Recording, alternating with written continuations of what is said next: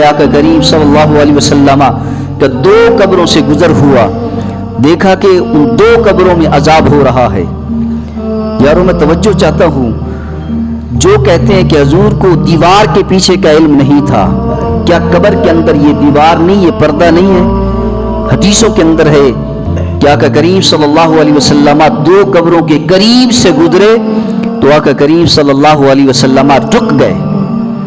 मेरे आका ने फरमाया इन दोनों शख्सों को अजाब हो रहा है, दोनों शख्सों को अजाब हो रहा है। मेरे आका करीम सल्लल्लाहु अलैहि वसल्लम ने एक तर शाख ली, उसके दो हिस्से किए और दोनों हिस्से दोनों कब्रों पर रखा। आपने फरमाया जब तक ये शाखें सरसब्ज रहेंगी कब्र वालों के अजाब में तखफीफ होती रहेगी। मेरे आका करीम सल्लल्लाहु अलैहि वसल्लम ने सिर्फ ये न कहा कि कब्र वालों को अजाब है, सिर्फ अजाब के बारे में न कहा, मेरे आका करीम सल्लल्लाहु अलैहि वसल्लम ने ये अलामत भी बता दी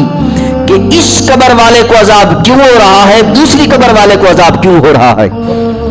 मेरे आका करीम सल्लल्लाहु अलैहि वसल्लम ने फरमाया इन दोनों में से एक शख्स चुगलखोरी से नहीं बचता था, चुगलखोर था, उसकी वजह से अजाब हो रहा है, और दूसरा शख्स पेशाब के छींटों से नहीं बचता था, उसकी वजह से अजाब हो रहा है। यारों मेरे आका अजाब को भी देख रहे हैं और अजाब की वजह को भी देख रहे हैं, अजाब को भी देख रहे हैं और अजाब की वजह को, नौइयत को भी देख रहे हैं कि अजाब किस वजह से हो रहा है। मैदान बदर के अंदर इस्लाम की अजीम जंग बदर, इस्लाम की पहली और अजीम जंग बदर के मैदान में जब ये जंग लड़ी गई तो जंग लड़ने से पहले मेरे आका करीम सल्लल्लाहु अलैहि वसल्लम मैदान में तशरीफ ले गए और निशान लगाया कि यहाँ पर फलां फलां काफिर मरेगा।